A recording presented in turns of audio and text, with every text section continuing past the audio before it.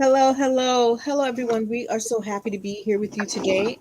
I am Lady Farley. I'm a BK Farley. I'm the CEO of the FPI Network, and I promised you I'm keeping my word. We started a little over 2 weeks ago bringing you content that should edify you and to propel you into new ideas, into new perspectives, new mindsets. That's what we're about here today. Um, Today with us, we have Coach Zena Barnes. Now she has too many accolades behind her name, so I'm going to let her tell you all because it's growing. Honestly, it's growing like in leaps and bounds. So I would like you to all please buckle in, sit tight. You're about to get some gems dropped on you from the FBI Network's very own Chief Communicating Officer, Coach Zena, Reverend Coach Zena Barnes. Hey everyone, listen, lady, knock it off, all right? Yes, thank you for joining us tonight. My name is Coach Senya Barnes. I am not only the Chief Communication Operating Officer for the LPAF Network, I am also the CEO of Gold Mine Thoughts and a motivational speaker, as well as the co-founder for the Melquan Hell Anderson Foundation, fighting against gun violence via education, where we work extremely hard to disrupt the hate. And so without further ado, please, please, please know that we're shifting mindsets, elevating mindsets, and just taking you to new heights so you could be the most and best productive version of yourself. There you go with your snaps. I love it, love it, love it. So come on, lady. What we got in store for them tonight? What's your first question? Where we going with this? Well, I want to start off with a question. And Okay. just for those who are curious, because I always want to bring quality content and quality information, and that you exude all of that. Like I just told everyone, like you have 100 letters after your name, but what constitutes a coach as opposed to someone who's calling themselves have you seen this before, a life motivator? Like I've been seeing that. I don't know the difference between a life motivator and an actual coach. Is there a difference? So it depends on the way you look at it. So you have the life motivator who is just naturally trying to motivate you in life overall, right? There's no structural area that they're focusing on. Where you have a coach who is like, okay, these are the things, these are the areas, the strengths that you have. These are your areas of growth. We're gonna narrow in and we're gonna focus on these particular areas to elevate you or to help you move past whatever barrier you have.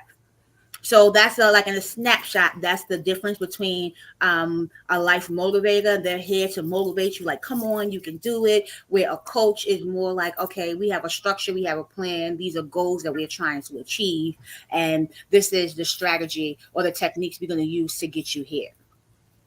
Okay, I do have a list and so of questions from those who said they may not necessarily be able to jump on. They'll be catching us as we stream live. But the next question is: does one type of coach cover every aspect of your life? Oh, absolutely not. Absolutely not. So you can again need a life motivator. You could be somebody that procrastinates and like you just need somebody to keep that life motivator is more like your accountability person.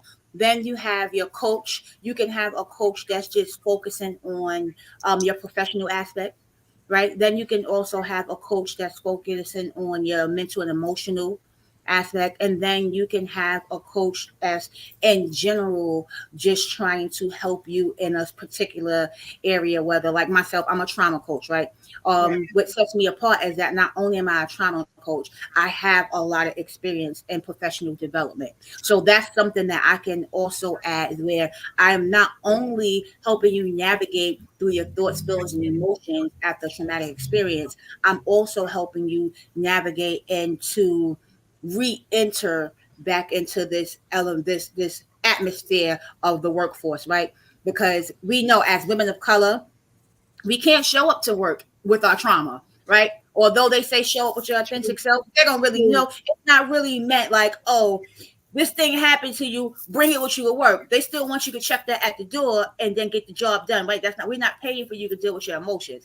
And that's why there's so much trauma inside of the workplace, because people don't have a safe space to heal or to be able to navigate what they're feeling and be able to still do their job to the best of their ability. When you have someone like me, it's like, okay, these, let's identify your triggers, so when you get to work, these things are not setting you off. Mm, And mm. so I would say it's important to, if you have someone like myself, to have a trauma and leadership coach, or if you're just someone who feels like, I don't know how you never experienced any trauma or you're not ready to acknowledge that, then you just want a professional coach who's like, okay, I'm going to help you with speaking. I'm going to help you with getting your promotion that you're applying for. Now, that's a complete different coach, and that coach is only going to focus on the professional you. You know, you touched on something that I'm like I said, and I'm reiterating what you said. I don't know of any black woman who has been in the workforce like myself. I've worked on Wall Street for 25 years. I've experienced trauma both in the workplace Mm-hmm. and, you know, just like life, and at home, in my personal life, whatever. And there aren't any outlets for like HR, you know, for companies to provide for their employees. So they do say, come in, be your authentic self, or, you know, you have this personal time off and personal leave and all of that. That doesn't address the situation. Is Mm-hmm. there, do you see and foresee in the near future a way that companies and trauma coaches like yourself can create some type of liaison or some type of partnership? Maybe it should be written in our benefits package. Mm-hmm. You know what I I, mean? I totally agree, and I'm so happy you mentioned that, because I just wrapped up working on an anthology with 25 other very powerful Black professionals, and the anthology is called Triumphs in the Trenches, and it's all about the success of Black professionals in the workplace. And we share our stories, although we're in different entities. Everyone has a story where it was either workplace bullying, it was mobbing, um, microaggressions, just all the different things that you experience in the workforce. So there's a chapter for everyone.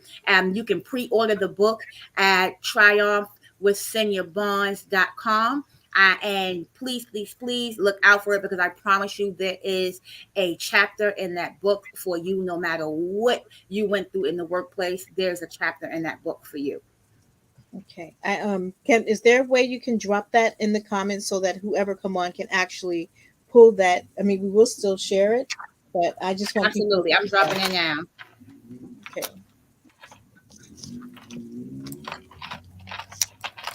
But I'm ready. What's up? What's your next question?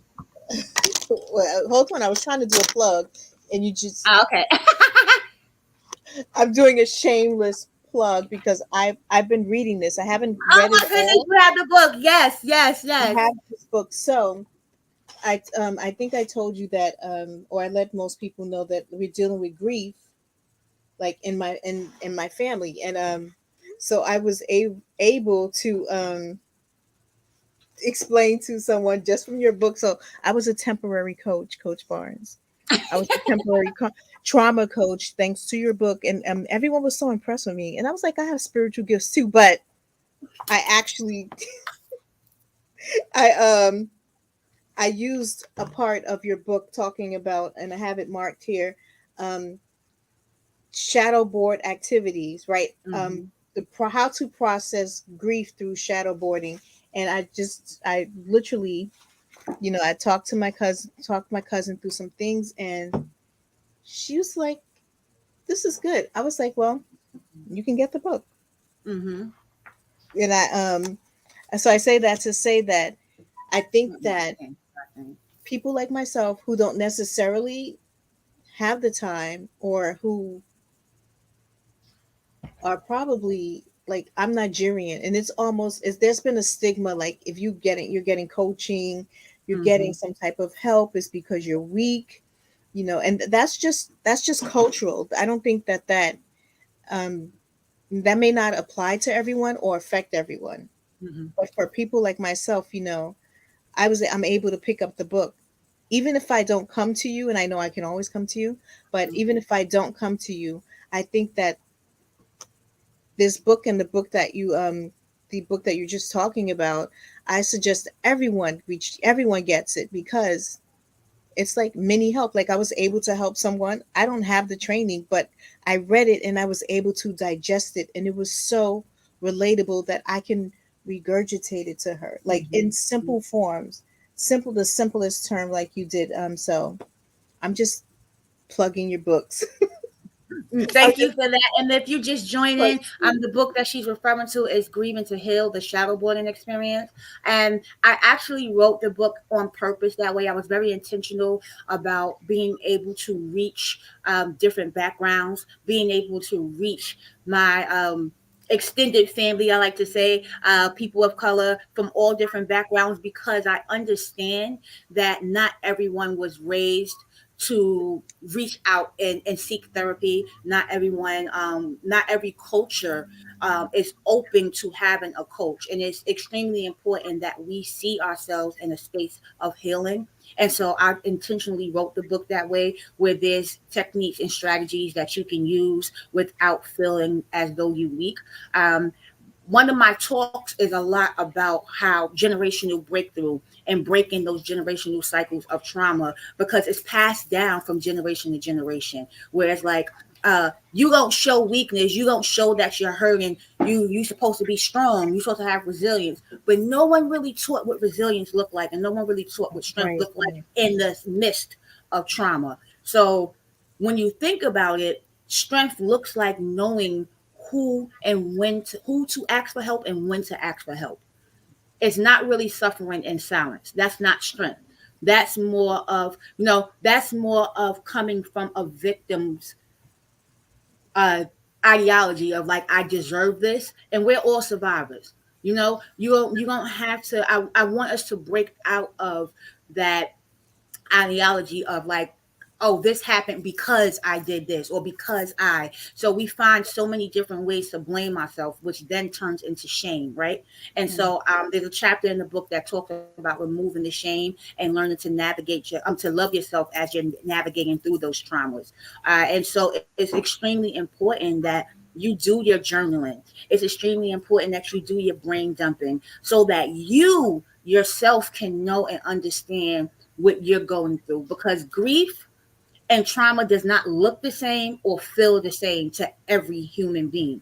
We all have our own different runs with grief, our own different experience. And one of the biggest misconceptions is, if you're experiencing some type of hurt, in order for it to be validated by others, they have to see you crying and falling out and all that. And that's just not the reality. In the book, it talks about how sometimes your body is in such a shock that you're just going through. Like that's one of the chapters when I speak about my illness being developed with pulmonary fibrosis and now being considered completely disabled, right? For me, that was a complete shock.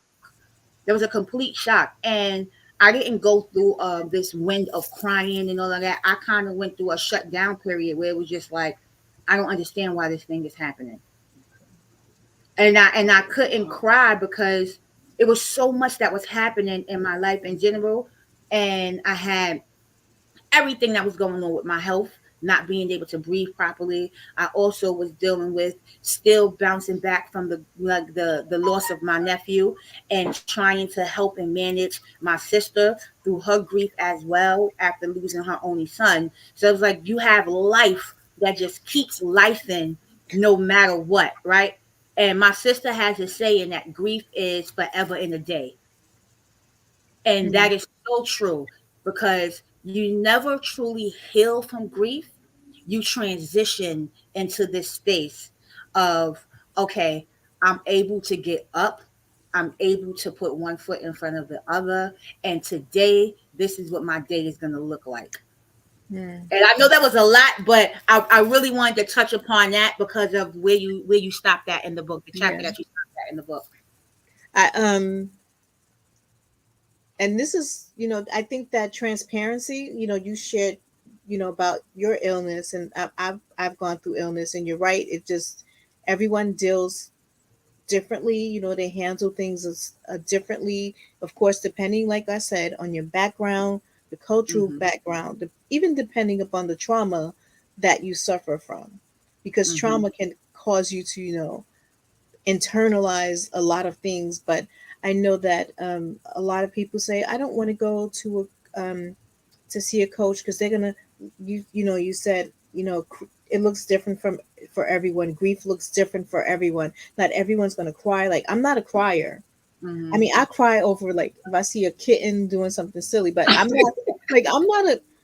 And I know that, and people, like, my siblings, they always used to say, like, you never cry. Even yesterday, I'm at the final resting of my cousin.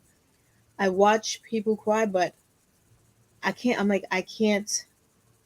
Not that I don't want to, but I just, I don't feel comfortable with just out flat out, like, Mm-hmm. I don't feel that's my place, but for people who say, I don't want to go to get help, I don't want to share my story with anyone, because I don't want anyone forcing me to cry, or say how you feel, talk about it. So, as a trauma coach, do you find that, the depending on where people are at their stage of grief, that Mm-hmm. it's easy for you to help them realize that they're grieving, even if they don't express it, like crying, Mm-hmm. falling out? God forbid, some people self medicate.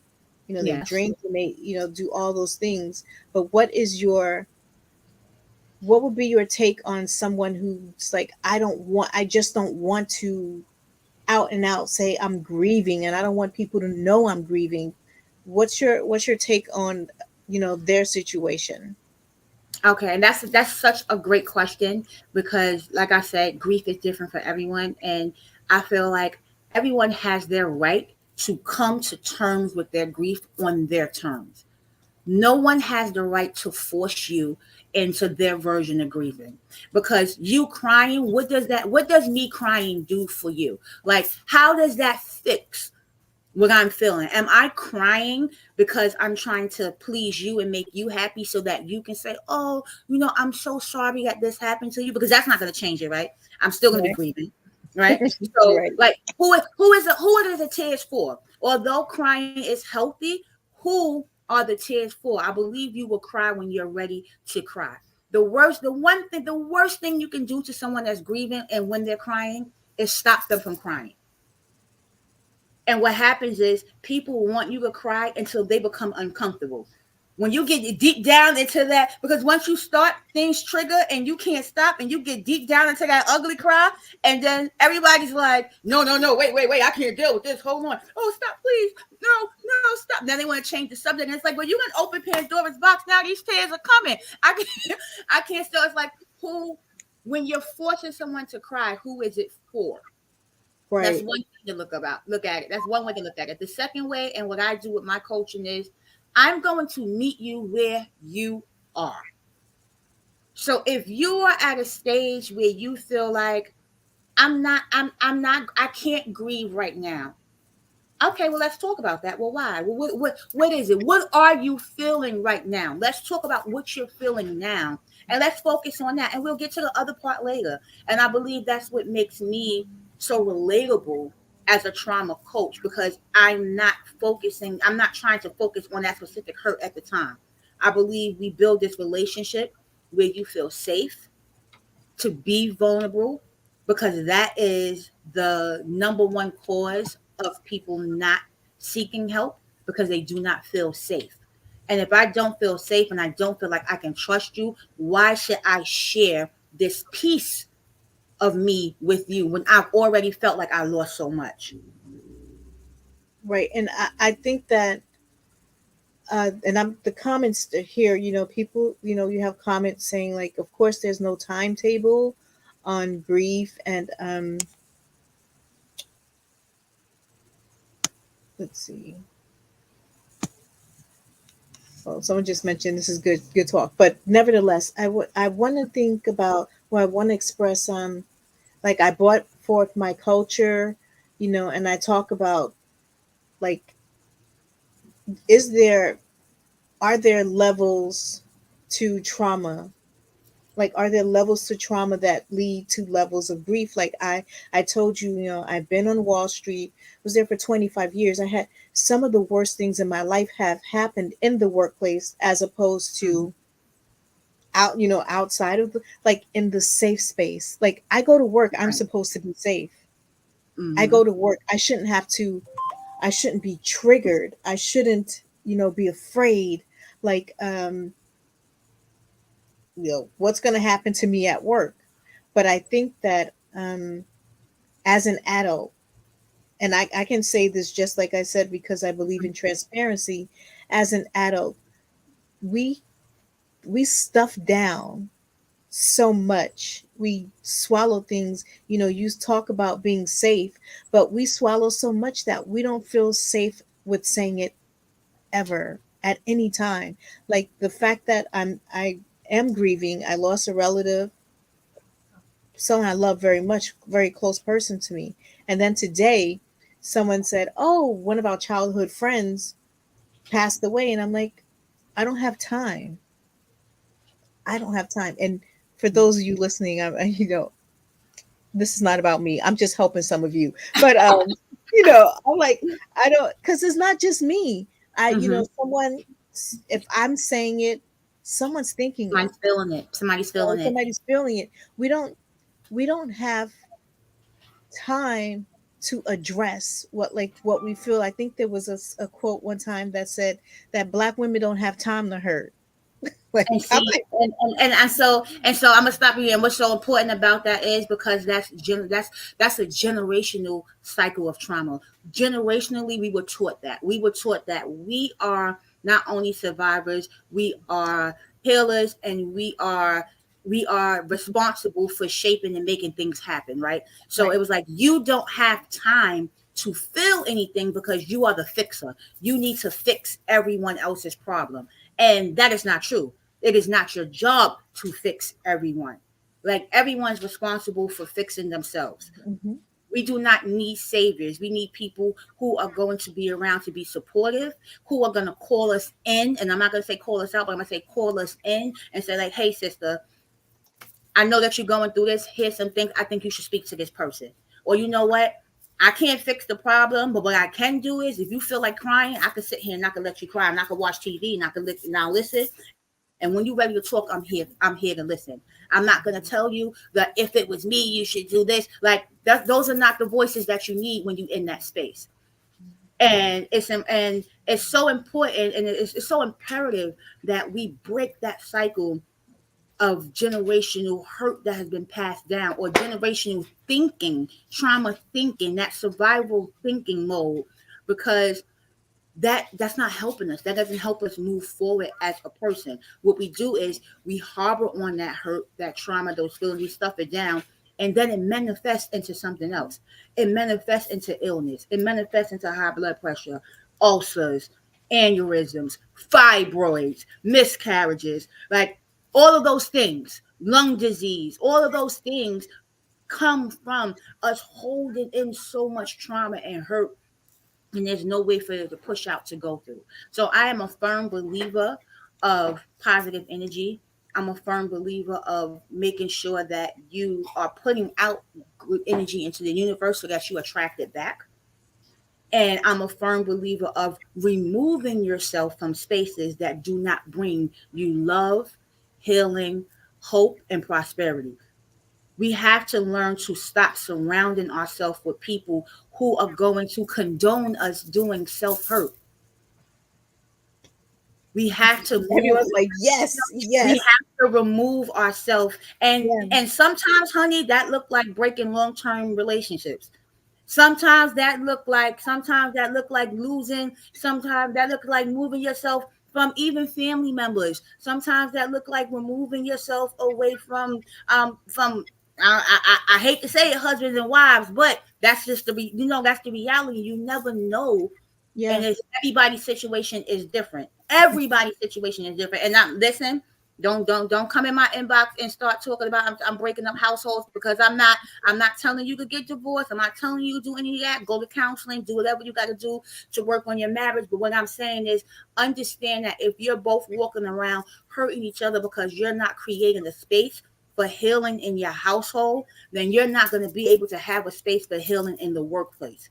Because if you are dealing with trauma in your home, you're going to be dealing with trauma at work, because you're going to be taking that misplaced hurt and anger to work, and you're going to be pushing it out on other people, or anything anybody say to you in your mind, you're going to be hearing it a different way because you're already upset and triggered. So you have to think about how this evolves into your life. And that's why I say it's so important to be able to shift your mindset, because your mindset is going to control the way you navigate through the world. And don't forget, grieving doesn't necessarily mean grieving the dead. You can grieve the dead, you can grieve the living, you can grieve a job. Like for myself, I grieved all those things. I grieved the loss of my nephew, and I'm still grieving that. I'm still grieving being a different person, a different version of myself with my illness. Mm-hmm. I went through a phase of grieving my old job. I was fighting so hard to keep that job, and it's like, why they don't want you? Let it go. Let it go. You too sick to be fighting that battle. You need to be Right. focusing on healing yourself. And the moment I let that go, my books came out. The Recondition, a guide to loving yourself through the trauma, Grieving to Heal, the Shadowboarding Experience. Now this anthology, Triumph in the Trenches. Like, I'm getting so many different speaking engagements. I'm using my platform to elevate others, so that you can know that life doesn't stop, and you don't have to let life live you. Take back control.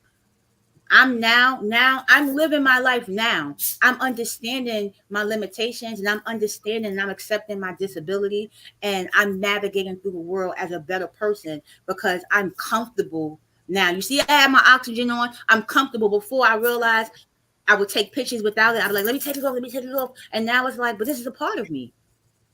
This is a part of me. So I don't have to hide that part because it's a part of me. And once I began to do my self inventory and accept myself, I didn't care what anybody else had to think, because I was loving myself.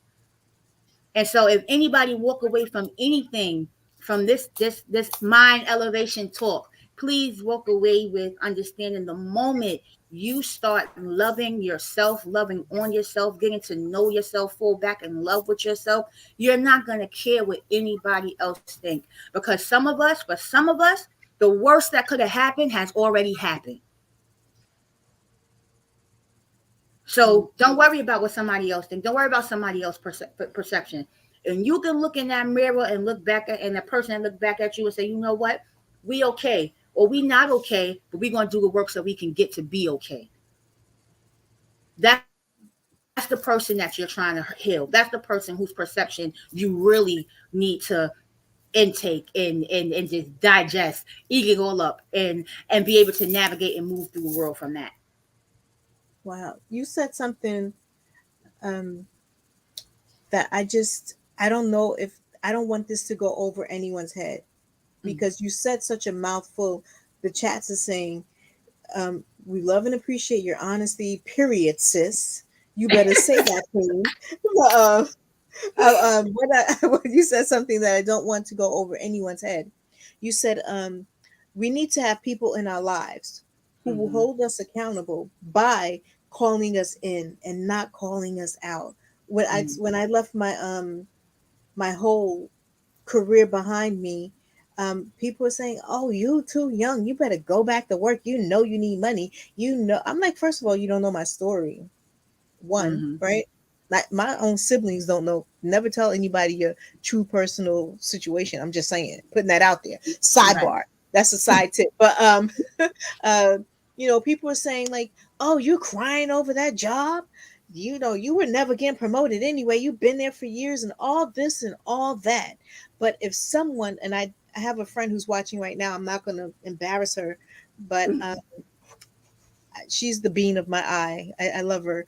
She literally was the person. She called me in on my stuff. She didn't call me out like get yourself together, Mm-hmm. shaking me or anything like that. She held me accountable to me by saying, "Listen, you knew you were too good for that anyway." And she said it with love. I think that I don't want anyone to miss that. So when you call yourself helping someone, you're not calling anybody out. You can call them into themselves, into a new mindset.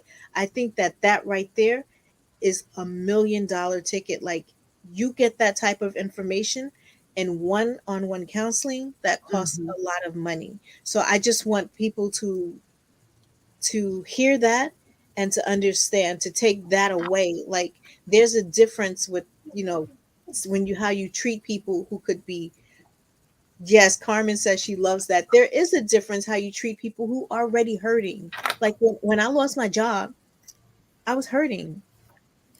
And I know that I wasn't supposed to be hurting. Like, oh, just go get another job. I'm 54 years old. They're not actually hiring 54-year-old people. Like, it's not, the Mhm. market isn't for me. It's a younger person's game. And that's the truth. I'm not ashamed about it. It is the truth. But the other side of grief is you saying what you did. You have this book, and how many more you have? Four, you said? Yeah, so I have that book. I also have the Recondition, A Guide to Loving Yourself Through the Trauma. And then I have the workbook that goes along with this, where it's like it gives you actual tips and steps. It's like a journal you can write through it. It's empty pages so that you can brain dump all of that. And then I have my new anthology book that's coming out, where it's a collaboration of myself and 25 other Black authors, male and female, navigating through the workforce, sharing like how we try on through the trenches. And that is that. The pre-orders are out now. I dropped the link inside the chat, and then also it will be out on sale and available to everybody February 16th, which is actually my mother's birthday. Okay, February 16th. My mother's birthday was the 24th. Good people. Yep, good people, Um, good people. I have a question here, that, and Okay. people are texting me questions. Guys, you can. Yes, Miss Carmen, I'm 25, but you can put your questions. You can put your questions in the chat. You don't have to text them to me. But this question says, isn't isn't well, people don't understand when to stop babying someone that's grieving. Isn't there a limit when you could grieve? Like, a limit when you should grieve? So I would say to that, there is no limit to grief. There's no limit to grief, and I wouldn't use the. I don't recommend using the term babying, because it's easier to look from the outside and say, you know what, you should be past this, and I'm done handling you with kitten mittens. But until you experience an act that is so traumatic that shakes your core and just make you feel empty inside, you will never understand. And I say that from not only a place of love, but I say that from a bare witness of watching my sister after the loss of my nephew. I say that as a trauma coach for uh, about 25 to 30 mothers who have lost their children to violence. There is no ending stage to grief. You have to understand this person has carried this person inside of their body for 9 months, pushed them out labor, had them for however many years of that they were here on this earth, and then they were snatched from that. You do not get over that. You wake up every day and recognize that that person is no longer there. So for someone to say, you should be over that, how dare how dare you as a person feel that I should have a limit on the grief of a child that I gave birth to, or on the grief of my mother or father or parent who has given birth to me, a sibling, an aunt, a friend. You do not know anyone's relationship, and not say that that is all rooted in the way you were loved. Because until you know, or unless you know what it feels like to be loved without judgment, without doubt, without needing or want, just genuine love, you don't know what it feels like to lose somebody and they not be there anymore. So for to say that, it should be a time limit on grief, I would have to say that that will come from a person who hasn't experienced that level of grief. Okay, he's like, don't make me sound like a monster. That was a I'm not, question. and, and I'm that like, I was just answering the question. I wasn't trying to make you feel like a monster. I no, was just he's talking about me. He was yeah. like, Abike, don't make me sound like a monster. He's like, um, Coach Barnes already mentioned it. Like, there are different types of grief. He doesn't mean like necessarily death, but Okay. like like somebody that just won't get over a broken relationship. Got it. Got it. Okay. Got it. Got it. And I would say, turn it back again. I would say that would be more of that's self inventory. That's something you can't force someone to be over someone that they was madly in love with, right? You can't force that. The only thing you could do is say, I'm gonna call you in. I'm like, listen, brother, or listen, sister, like whatever you feeling, I'm here for it. I'm gonna support you, but I just want to know what we gonna do next. What's next? Right, right, That's right. it. What's next? As long as you got a plan, you got listen. As long as you have a thought and a plan, you can get through. You can get through anything. You can get through anything if you have a thought and a plan. So it says what? Huh? You can get through anything if you have a thought and a plan. And I'm speaking in terms of work. I'm speaking in terms of relationships. That is not. I'm not speaking in terms of like grieving a loved one. I'm speaking more so in terms of like just generic relationships and feeling like that body that hurt. I want to make sure that you're not replacing and see, and that's what a lot of people do. A lot of people replace that love. They replace that with something else. So it's like, oh, I loved her so much, or I loved him so much. I'm gonna find somebody else to love on, but now because I don't want to be alone. But that's that sense of not knowing yourself. I That's that thousand window when you that's that window when you got to do that self inventory so that you can know what you need and know what you're feeling so you can be okay and be comfortable with being by yourself. When you don't know, when you are uncomfortable with being by yourself, you immediately jump into another relationship. You immediately try to replace that person because it's uncomfortable. You don't know who you are as that person. You have people that get in relationships and forget who they are. They stop talking to their friends. They stop going out. They stop doing. And then when that person leaves them, it's like, whoa, wait. When your friends is like, well, I'm busy. My life, like, think my life is happening. Like, I can't drop my life now all of a sudden because you're not in this relationship and you want to hang out now. Like, so so that backup is not there the way you thought it was because right. you dropped it. You dropped the ball on that. And I would say that ties back into that self inventory and self awareness and getting to know who you are so that you can be okay with being alone by yourself. Because we got a lot of us who's not okay with sitting alone by themselves. That's I And want I'm to gonna say it just again. It's a lot of us that's not okay with sitting alone by ourselves. And until you be okay with sitting alone by yourself, if you can't sit on your own by yourself and process your thoughts and feelings, then you can't be in a relationship and process your thoughts and feelings because you're gonna be so busy wanting that other person to heal you, love you, fix you, and then you forget about them being able to do that for themselves. So there's miscommunication.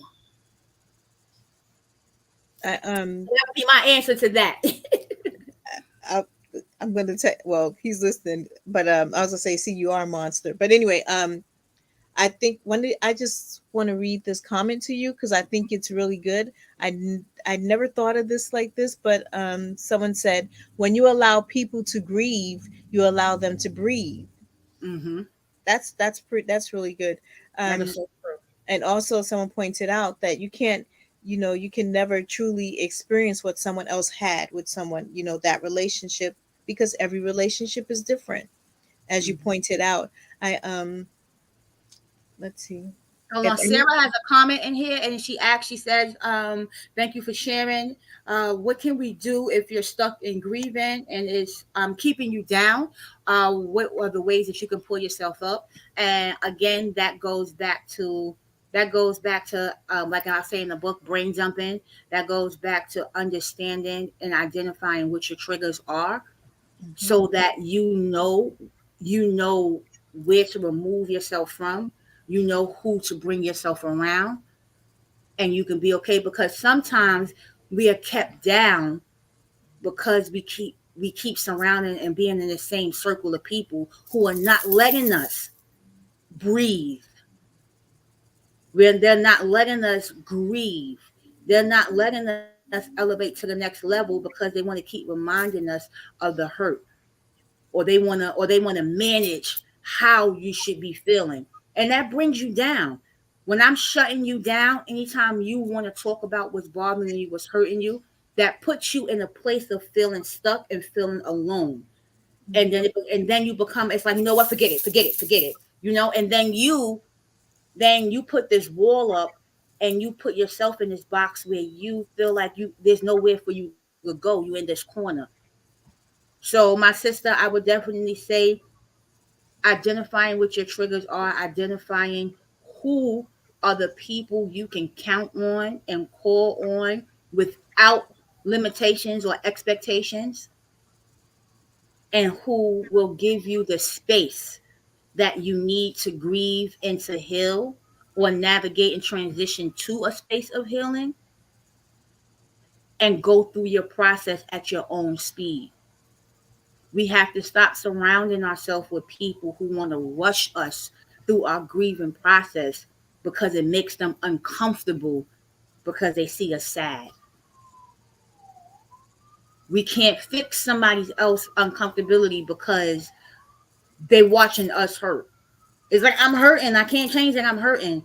I'll get to a space where maybe I'll hurt a little less soon, but I'm not gonna get there if I'm too busy worrying about you seeing me hurt, or I'm too busy worrying about how you feel about me, how I feel. And that's a reality for a lot of people when they go It's through the true. grieving stage. It's true. People, like, It's true. a lot of people might not want to talk about it, and this might ruffle some feathers, but that is the reality. The reality is, some people want you to grieve out of convenience for them.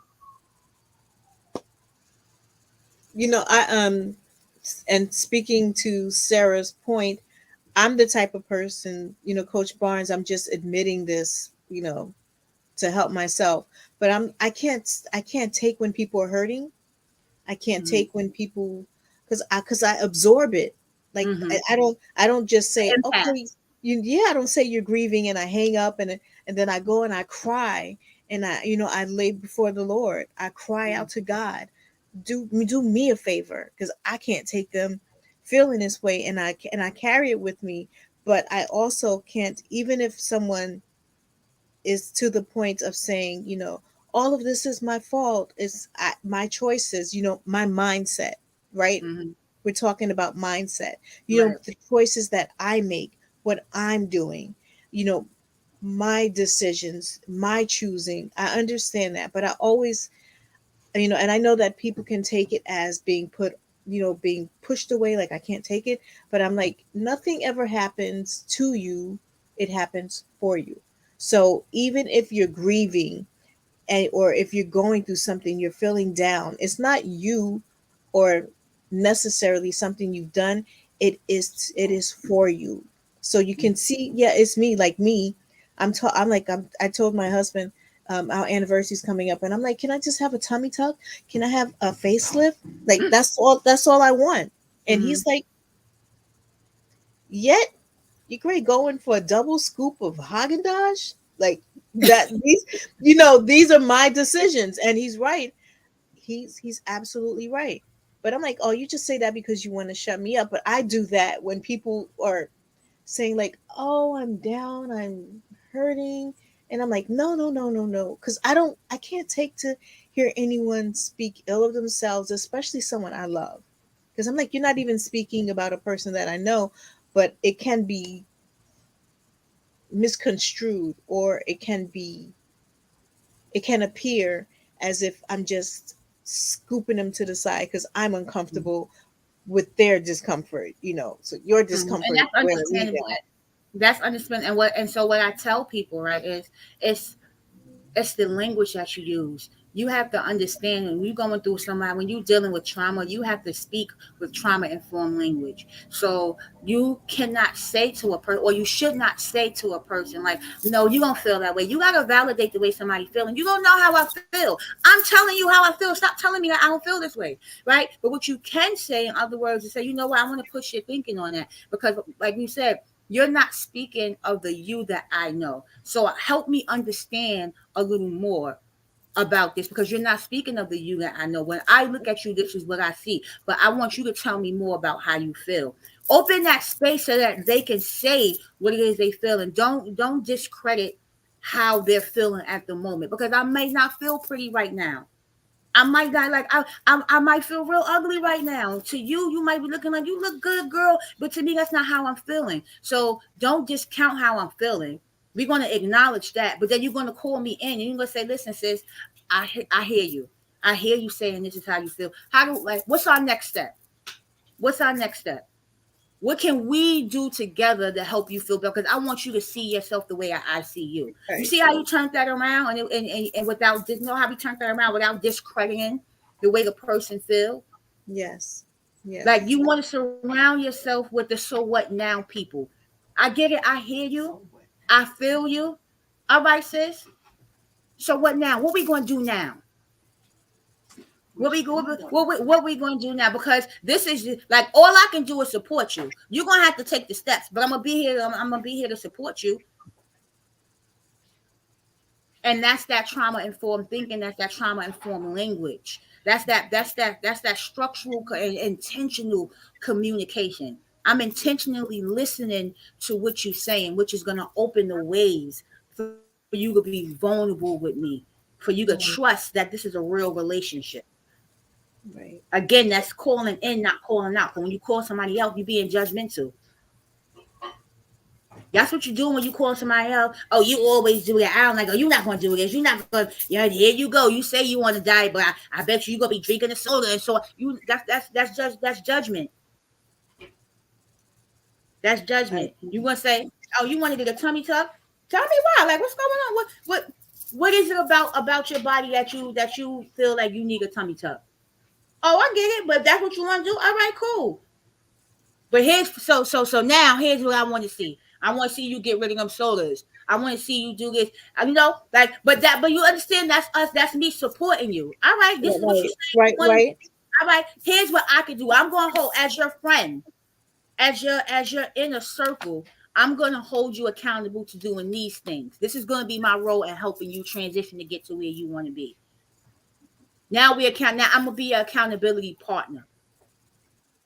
And this only works if you're really gonna do it. So let me know what you want to do.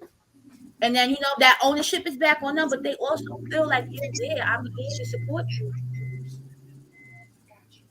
right? So as my sister would say, if you stepping forward, I got you. I'm gonna be your front, I'm gonna be your side, and I'm gonna be your back. But only if this is something you're willing to do. If this is something that you're willing to, if you're gonna commit to this, then I'm willing to be here and support. But I'm not gonna support you hurting yourself. I'm not gonna support that self harm. I'm not gonna support you putting yourself down because I love you too much. So let's talk about this. I love that. What I'm hearing is that intentionality, Mm-hmm. along with the language that I choose, is how I really support someone. That's really how I call someone in, with my intentionality and the language that I use. Absolutely. Okay. Absolutely. Mental note. Matthew has a question. He says, "How do you balance keeping your mental health intact while trying to be there for someone who is grieving?" So, how do you not? And they agree that's a good question, Mm-hmm. Matthew. But how do you not, like me? And you don't have to pray to get that off me. But how do you not carry it? How do you not wear yourself down while supporting someone who's grieving? I have a me. So I have a Coach Barnes for Coach Barnes. Like I have somebody that I go to and I talk. I have somebody that I go to and I don't share other people's stories, but sometimes I need to unload. So I have my circle of people that I can call to, and I know which ones to call to for what. That reminds me, early on in the very beginning of this. someone said sometimes you need five different coaches. So Absolutely. so Absolutely. you know who to go to and you know when to go to them. Right. If listen, if you got an ear and throat infection, you're not going to the dentist. Right, right. So you got to know who to go to for what. And even if you feel like you know have a coach to go to, you have that circle of friends, right?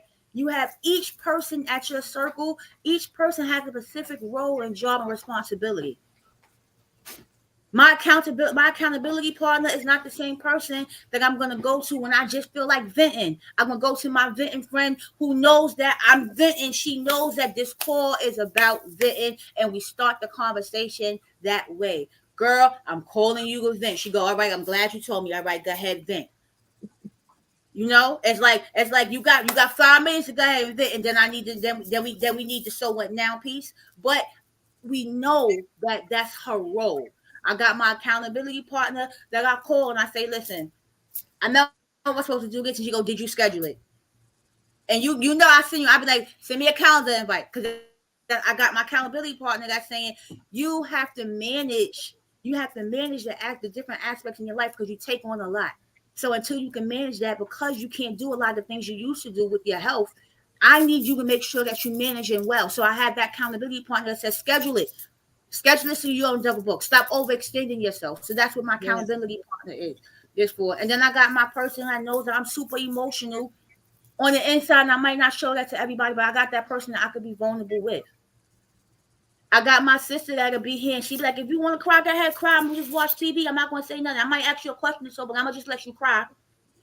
I have different people that I can go to in my life for different things, and I know that they all love me, but they all can't give me the same thing of what I need when I need it. And so that's the best advice that I can give to everyone else is that know who your people are and what their role is in your process.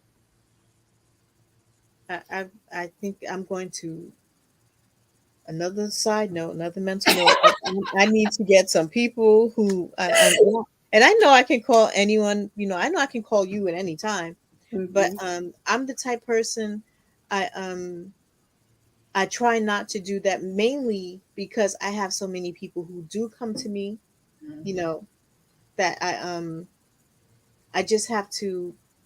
You know, it's almost like a family. You know, in a family, there's a person that keeps it together and holds everybody together, right? And then there's that one child, like my sibling, one of my siblings, who just does everything, just the craziest thing, do what they want to do, and then there are people in the family that clean it up, you know. Mm-hmm. So I don't go to everyone because I have many of those hats, but nevertheless, be I want to there's one more question and then I want to talk about how if anyone is in need of your service, how can they find you, book Mm-hmm. you, bribe you? Just that's me. But so there's a Carmen asked a question. How do you not go down the rabbit hole, so to speak? And so go down the rabbit hole in terms of what? Like Because being you can there go for down the rabbit hole for a lot of things. So you have to understand uh, what exactly are we referring to when we thinking about going down this rabbit hole. so I believe she means how do you not go down the rabbit hole being venting? Is that what you're talking Okay. about, Carmen? Oh, she said she was just reiterating. Okay, no, she was just reiterating the Oh, question. okay, okay. But okay, thank you. So we Coach Barnes, because we're not gonna we could do this all day, but you're coming back with us. You're gonna be with us again, not the next Tuesday, but the Tuesday after, right? Is that On the 20th. the Mm-hmm. 20th? Okay. February 20th. So, for all of you who have gleaned something from this conversation, you can come back on the 20th. And is it Reverend Coach or is it Coach Reverend? Which one is it? Reverend Coach. It's Reverend Reverend Coach. Coach because I go by because it depends on my audience. Sometimes I'm speaking in this from a spiritual sentence, and I use Reverend Senior Bond, and then sometimes I'm just speaking and from wearing my trauma coach hat, and then I go by Coach Barnes. So they both are a part of me. So it's important that I mention that, because I know professionally some people are like, oh, make sure you show up the same way in all spaces, but you have to realize that in order to reach your audience, you got to meet them where they are. And I have two different sides. I have two different sides to me, and I never want people to not receive what I have to offer because they see the reverend and they think that I'm going to be judgmental coming from a spiritual space, because I am heavily spiritual and I'm deeply rooted in my faith, but I don't push that on to anyone else. That part there, I want to just say that since you brought that up, a lot of women have reached out to me and they say your network, it's about entrepreneurship and business coaching and sisterhood, but it's also spiritual. And you just cleared that up for me. I always tell people there are many facets to entrepreneurship. There are many facets to life. I believe that sometimes we can't move forward in a lot of natural matters because we haven't addressed our spiritual matters or the things that are eating us up from the inside. So that's why we are a double-edged sword network, so to speak. So I want to thank you for saying that and clearing that up. Um, for those who would like to hire you, speak to you, chat with you, set up a consultation, refer you, hire you, because you are also a speaker. So Mhm. if anyone would like to get in touch with you, what's the best way for them to do that? So they for speaking engagements, they can go to my website, which is www.senya, like my first name, Barnes, like my last name.com, or they can email me at speak.senyabarnes.com. Speak@senyabarnes.com. I've been saying your name incorrectly all this time. Yeah, I was going to sidebar you and tell you, but I wasn't going to tell you. But since I wasn't going to tell you out on the air on purpose, I was going to call you in later. Because my favorite show was Xena, the Princess Warrior. The warrior princess. I know mine too. Look, I she feel used to so make things. good. She used to make things happen. She used to make things happen. Listen, yes, she did. Yes, she did. And much like you, you're making things happen. I want to thank you for being a part of the network. We don't talk every day. I don't need to talk to you every day. I can just like you get my little 4 a.m. chats, whatever it is. And I appreciate you. I see you. I respect your voice. You're a voice that I believe needs to be heard. That's why I was intentional about making sure that we bring you on the platforms for this month so that you know those who need help. It's not just about women. It's about all people. Everyone who knows me know I love all people. Mhm. I love Matthew. Let's make it happen. Let's get Coach Barnes in. Talk to Deaconess Dorothy to see what we have to do. I agree. Someone just chatted. We need you, but nevertheless, I'm deeply honored by your life. I'm honored by your transparency as a person who was once very like healthy and thriving in that area. To now suddenly be labeled disabled, right? It's Mhm. just a label, but there's no disabilities in me. But anyway, I thank you. I'm sincerely thankful for your life, your walk, your transparency, your time spent here today. I know that if you didn't help anyone else, you have helped me. I felt like I had a personal session. So thank you so much. We're going to do this again, everyone, on the 20th, February the 20th, same time, February, same place. same time, same place. For those of you, she was unable to see the live. I'll send you the recording. But for those of you who are seasoned, you remember same time, same bat channel. I'll see you soon. Again, we're going to. Okay, let's put her in touch with Zena. Let's put her in touch with her. She's a part of the network. You should be able to just go pull her number out of the chat. All right, so I'm sorry, sidebar. I had to sidebar, guys. But we thank you, Coach Barnes. There anything you want to say to those who are just you want to leave us with the final thought. Absolutely. And if I want to leave you with this. You deserve to be the best version of yourself. So start loving on yourself today. Learn how to navigate through all your thoughts and feelings and emotions by falling in love with yourself all over again. I appreciate that, and I'm doing just that. Honestly, I'm doing just that. Let me go. Before we go, I see something in the private chat. Oh, you put that in. Thank you. So, you all, I may have copied that incorrectly, so I'll copy this and drop it correctly into the comment so you can get this. So you can have it, Carmen. You have it, Matthew, because I'm dropping it here. So that's how you can get in touch with her. And also, you can reach out to me because I text her at 4 a.m. if you want me. If you And want, I answer, and don't I answer? Why are we both up at 4 a.m.? And I answer. she does. Okay, so I'm going to end the live stream now. If any of you are going to hang around, I'm just going to chat with Coach Barnes. But thank you all for your time. We're doing this the whole month long.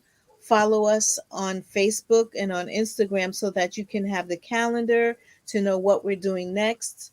I believe that on the 10th, we're actually going out to visit um, my friend Nurse Wendy. She's doing a pre-Valentine's Day event. But follow us to keep up with us, and follow us to be led. You're not following us to follow. We follow for the lead. So God bless you all. Until next week, I'm Abike Farley, fondly known as Lady Farley of a certain age. God bless y'all. Bye bye. Good night, everyone.